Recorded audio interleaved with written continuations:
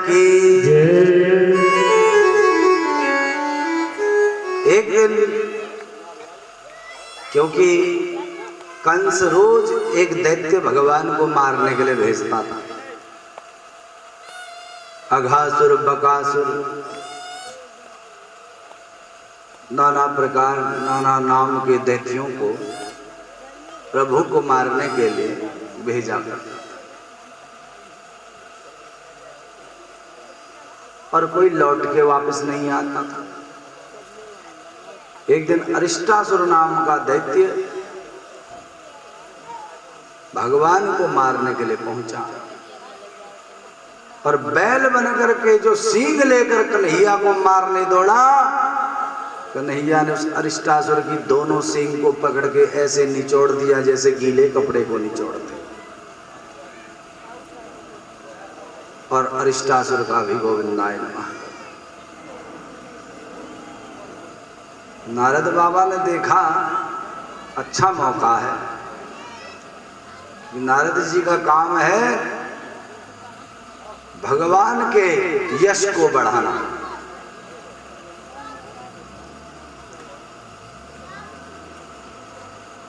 और कोई भी नेता या अभिनेता कब उसकी प्रशंसा होती है? नेताजी के सामने खूब जनता जनार्दन बैठी हो तो नेताजी का खूब यश होता है। और अभिनेता का यश कब होता है? नायक का यश तब बढ़ता है जब खलनायक मजबूत हो। मूवी देखते हैं, मूवी में हीरो की कामयाबी कब है? जब वो खलनायक को खूब देखने वालों के मन के अनुसार मारे। जितना मजबूत खलनायक होगा उतनी ही नायक की प्रशंसा होगी। और इस भगवान कहते हैं पूरा जगत ही मेरा परिवार है, पूरा संसार ही मेरा परिवार है।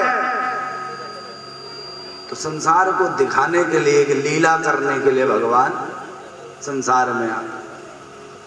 उस लीला, जब रामलीला होती है तो राम जी भी चाहिए, सीता भी चाहिए, लक्ष्मण भी चाहिए, रावण भी चाहिए और हनुमान भी चाहिए, तभी लीला कामयाब होगी। और जब रामलीला चल रही है तो पता चला कि एक ही परिवार के कभी रावण बन के आ रहे हैं, कभी राम बन के आ रहे हैं, सारे परिवार के ही सदस्य हैं। लेकिन देखने वालों को क्या दिखाई दे रहा है कि इतना खतरनाक रावण है और राम जी ने वध किया। ये केवल संसार को बताने के लिए। उसी प्रकार से हमारे प्रभु ने एक संसार की लीला को बनाने के लिए पहले कंस रूपी दैत्य को बना करके, मजबूत ताकतवर बना करके भेजा और कंस का खूब अत्याचार बढ़वाया। तब स्वयं प्रकट हुए उस अत्याचार को खत्म करने के लिए। यदा यदा हि धर्मस्य ग्लानिर्भवति भारत अभ्युत्थानम् अधर्मस्य तदात्मानं सृजाम्यहम्। जब जब धर्म पर हानि हो, अत्याचार इस धरती पर बढ़े, तब तब प्रभु आते। तो कंस के अत्याचार को मिटाने के लिए प्रभु आए हैं। और नारद बाबा ने देखा कि मौका बढ़िया है, कंस के पास मथुरा में पहुंच गए, मधुपुरी में, और कंस से आकर बोले, अरे कंस क्या बात है, चेहरा क्यों लटका है? तो कंस ने देव ऋषि नारद जी का खूब स्वागत किया और बोला, महाराज क्या बताऊं, मैंने सुना है नंद के दो छोरा हैं, बलराम और कृष्ण, बड़े ताकतवर हैं, और मेरे दैत्य वहां जाते हैं और लौट के एक नहीं आते। हजारों दैत्य भेज दिए लेकिन लौट के कोई वापस नहीं आया। नारद जी ने कहा, कंस जिस देवकी वसुदेव को तो बड़ा ईमानदार समझ रहा है ना, उसी वसुदेव ने अपना 8वां लाल गोकुल भेज दिया था। वो कृष्ण ही 8वां लाल है जो आकाशवाणी में तेरा काल बताया गया है। कंस को जो क्रोध आया तुरंत जाकर देवकी के केसों को खींचकर वसुदेव को ललकारा और तलवार लेकर के मारने लग गया। नारद जी ने समझाया, अरे कंस अभी जोश में नहीं होश में काम लेने का वक्त है, क्योंकि यदि तू देवकी वसुदेव को मार देगा तो कृष्ण बलराम कभी मथुरा नहीं आए। जब तक उनके माता पिता जिंदा हैं एक ना एक दिन मिलने के लिए अवश्य आएंगे। कोई ऐसी योजना तैयार करो, कोई ऐसी व्यवस्था बनाओ कि वो दोनों ही कृष्ण और बलराम मथुरा आ जाए। कंस ने हाथ जोड़ा, महाराज नारद बाबा आपकी बड़ी कृपा, आपने बड़ी सद्बुद्धि दे दी, बड़ा समझाया। और नारद जी को तो पता है कि कृष्ण का ही ग्रास बनने वाला है कंस। कंस से कह दिया, कंस मेरी शुभकामनाएं तुम्हारे साथ है और तुम आयोजन करो कोई सफल। तो कंस ने भी सोचा बात तो सही है। जब ये बात चल रही थी, निषाद मसिदा मादत्त वसुदेव जिघांसया निवारितो नारदेनैव तत्सुतो मृत्युमात्मनः। समझ गया कंस की नारद जी ने जो कहा है कि उन्हें बुलाने की व्यवस्था करो कृष्ण बलराम। तो व्यवस्था बनाने में लग गया। इतनी देर में कंस का एक केसी नाम का दैत्य कंस के पास आया, महाराज एक मौका मुझे भी दिया होता। फिर देख, कंस ने कहा भैया तुझे भी एक मौका दिया, जा तू ही मार के आ जा।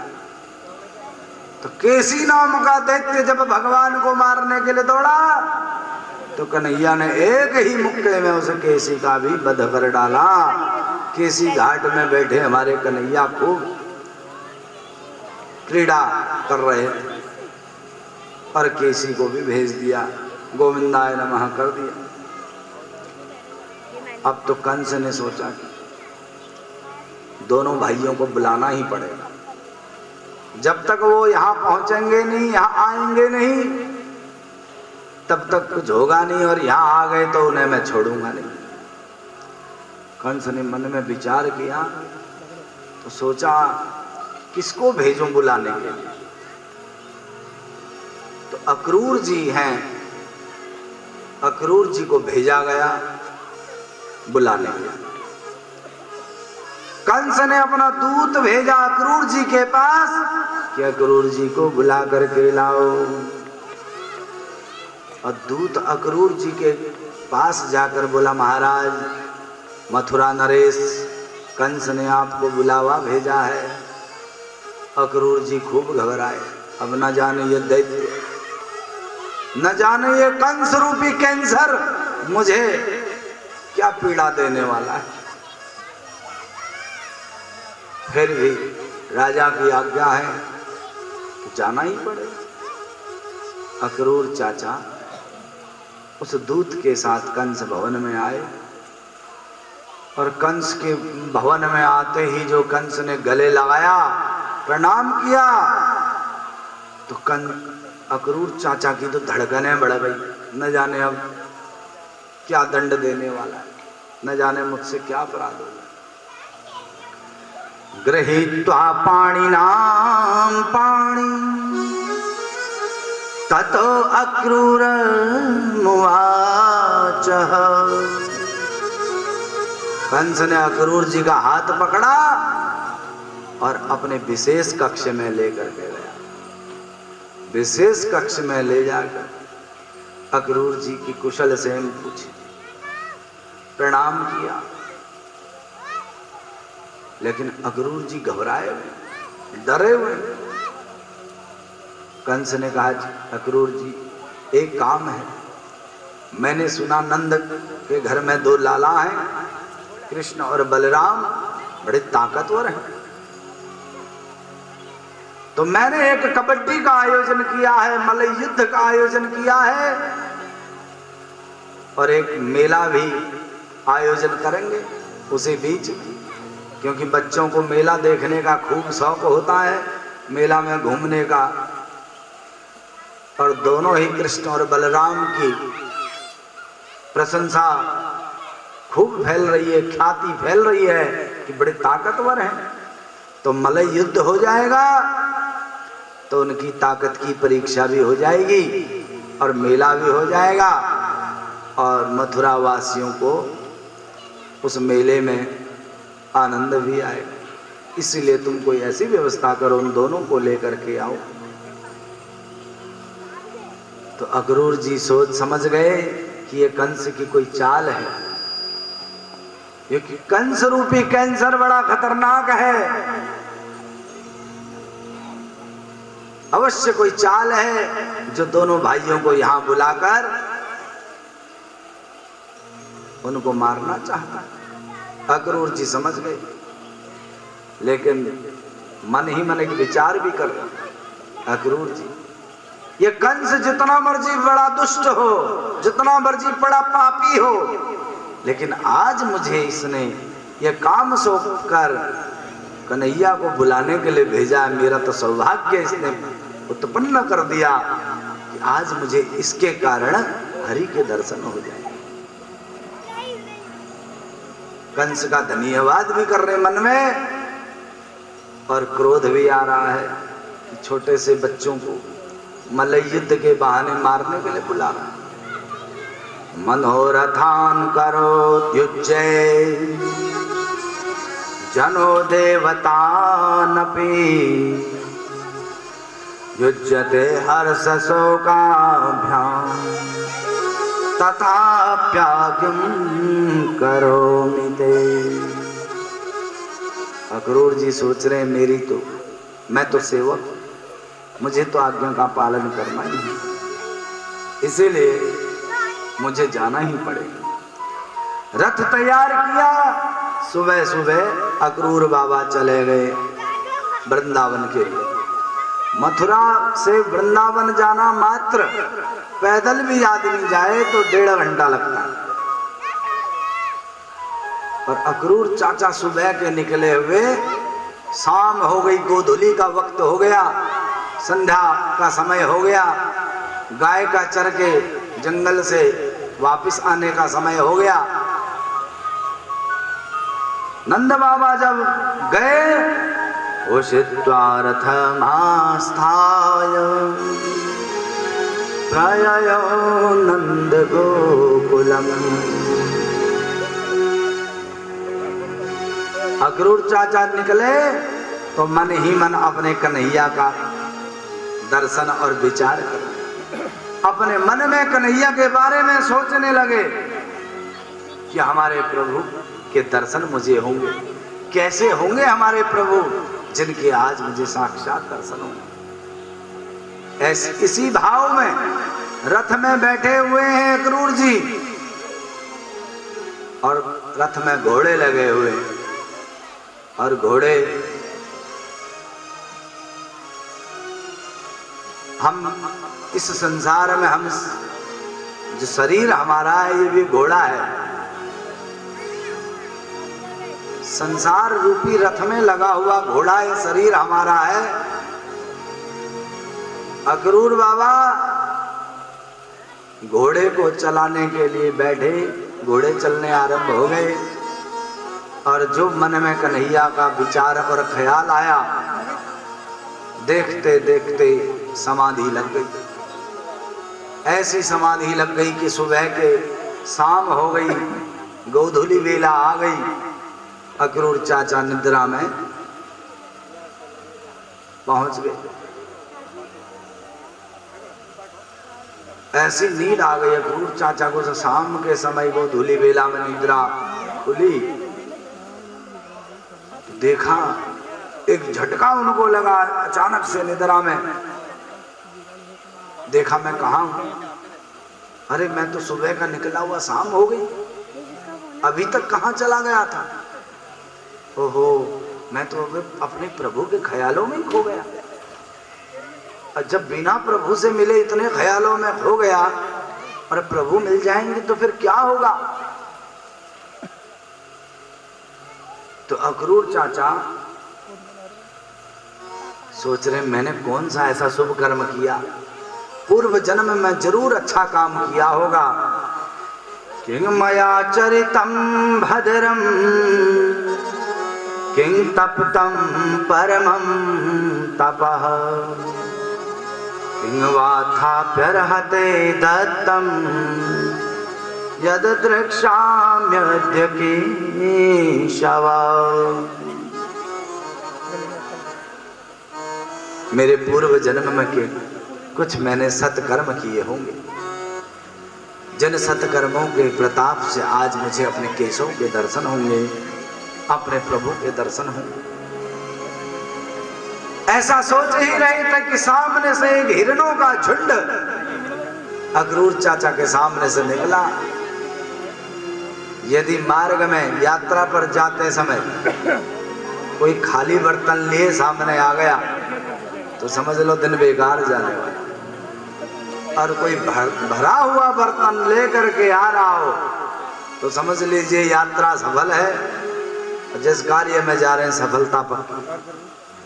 उसी प्रकार अक्रूर चाचा ने जो हिरणों का झुंड देखा, ये शुभ संकेत है। अक्रूर चाचा ने देखा कि संकेत भी अच्छे मिले। सोच रहे हमारे प्रभु कैसे होंगे, रसगुल्ले जैसे गोल मटोल होंगे, मछली की तरह उनकी आंखें होंगी, टेढ़ी टांग वाले, जो सबको टेढ़ा कर दें। आज उस टेढ़ी टांग वाले ने मुझे भी टेढ़ा कर दिया। अक्रूर बाबा मन ही मन विचार कर, जो शाम को रथेन गोकुलम प्राप्तः सूर्य चास्त गिरिं निपः। तो भगवान का जो समाधि है, जैसा भाव हो उसी भाव में डूब जाना चाहिए। श्रोता को सब छूट है, जैसा भाव चल रहा उसी भाव में श्रोता डूब जाए, लेकिन वक्ता को छूट नहीं। वक्ता यदि भाव में डूब जाएगा तो फिर कथा कहां से कहेगा। वक्ता को तटस्थ होकर भगवान के भाव के साथ कथा कहनी पड़ती। तो अक्रूर चाचा मथुरा से चलकर शाम के समय वृंदावन पहुंचे। जब वृंदावन पहुंचे तो देखा कि कन्हैया के दर्शन हो गए, माथे पर फेंटा बांधा हुआ है। फेंटा किसको कहते हैं? ब्रज भाषा में फेंटा शब्द प्रयोग किया जाता है। जिन माताओं ने गौदोहन किया है उन्हें अनुभव भी होगा। कई गैयाएं खूब लात मारती है, तो दूध दोहन के लिए जाते समय हाथ में दोहनी बाल्टी और एक रस्सी लिए जाते, ताकि उस रस्सी से गैया के पैर बांधकर दुग्ध दोहन किया जाए। तो ब्रज भाषा में उस रस्सी को फेंटा कहते हैं, और वो फेंटा कन्हैया ने अपने माथे पर बांधा है, जो बड़ा ही सुंदर प्रतीत हो रहा है। अक्रूर चाचा ने देखा कितना सुंदर स्वरूप हमारे प्रभु का। चाहते ही कन्हैया ने अक्रूर चाचा को प्रणाम किया। चाचा प्रणाम। अक्रूर चाचा तो देखते ही रह गए, मंत्र मुग्ध हो गए प्रभु को पाकर देखते। तो कन्हैया ने चाचा से पूछा कि चाचा और मथुरा में सब कुशल हैं? अक्रूर चाचा ने कहा बेटा, जहां कंस रूपी कैंसर हो जिस घर में, उस घर में शांति कहां हो सकती? वहां तो साक्षात कंस के रूप में कैंसर बैठा हुआ है। इसीलिए वहां ऐसे स्थान की सुख की बात ही कैसे कर सकते? ददर्श कृष्णं रामं च ब्रजे गोदोहनं गतो पीतनीलांबरधरो शरदं मुरुहे क्षणो। और अक्रूर चाचा प्रभु के पाद पद्मों में जाकर लिपट गए। और कन्हैया ने पूछा, चाचा कैसे आना हुआ? अक्रूर चाचा ने कहा, बेटा तुम्हारे मामा कंस ने तुम्हें मारने की तैयारी की है। तुम्हें मारने के लिए एक मल्ल युद्ध का आयोजन किया है, मेले का आयोजन किया है। ये तो मात्र बहाना है, उद्देश्य तो तुम्हें मारना है। इसलिए मैं तुम्हें बुलाने आया, मुझे बुलाने के लिए भेजा। कन्हैया ने कहा, चाचा बाबा को मत बता देना, नहीं तो भेजेंगे भी नहीं। कन्हैया को सच्चाई बताकर अक्रूर चाचा नंद भवन में प्रविष्ट हुए। नंद बाबा ने खूब स्वागत किया। और रात्रि में जब कक्ष में बैठ करके विचार विमर्श होने लगा, अक्रूर चाचा ने नंद बाबा को बताया कि मेले का आयोजन है, तो कंस ने निमंत्रण भेजा है, रथ भी भेजा है। तो नंद बाबा ने समस्त ब्रजवासियों को, वृंदावन वासियों को समाचार भिजवा दिया कि जो मेला देखने जाना चाहे वह सब जाने के लिए तैयार हो। जो सारे ब्रज में दुहाई लगाई गई। अगले दिन सुबह सुबह जब जाने की तैयारी हो गई, रथ तैयार हो गए। नंद बाबा ब्रजवासी एक रथ में बैठ गए, कन्हैया, बलराम और अक्रूर चाचा एक रथ में बैठ गए। नंद बाबा ने कहा, बेटा आगे से तुम चलो। कन्हैया ने कहा, बाबा आगे आगे तुम चलो, हम पीछे पीछे आ रहे हैं। अक्रूर चाचा का रथ पीछे पीछे और आगे आगे नंद बाबा का रथ। आगे यमुना के किनारे रथ लगाकर अक्रूर चाचा ने कहा, कन्हैया मैं एक डुबकी लगा के आ जाऊं? तो अक्रूर चाचा नहाने के लिए जाते समय सारी गोपियां विचार कर रही, अरे हमारे प्राण वल्लभ को कैसे लेके जा रहा है? ये तो मेरे प्राण वल्लभ हैं। सारी गोपियां रथ के आगे लेट गई कि हम कन्हैया को जाने नहीं देंगे।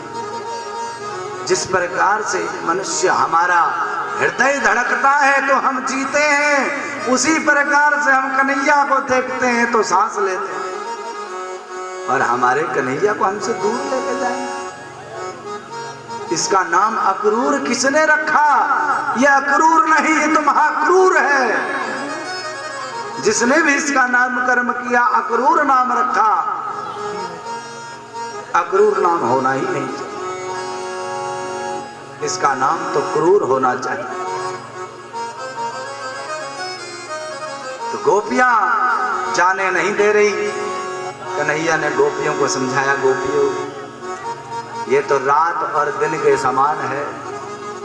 जैसे रात के बाद दिन होता है, दिन के बाद रात होती है, उसी प्रकार आज मैं जा रहा हूँ, कल वहाँ मेला देखेंगे और परसों लौट आएंगे। एक दिन और एक रात की बात है। हो जा रहे हो तो जाओ, ब्रज छोड़ के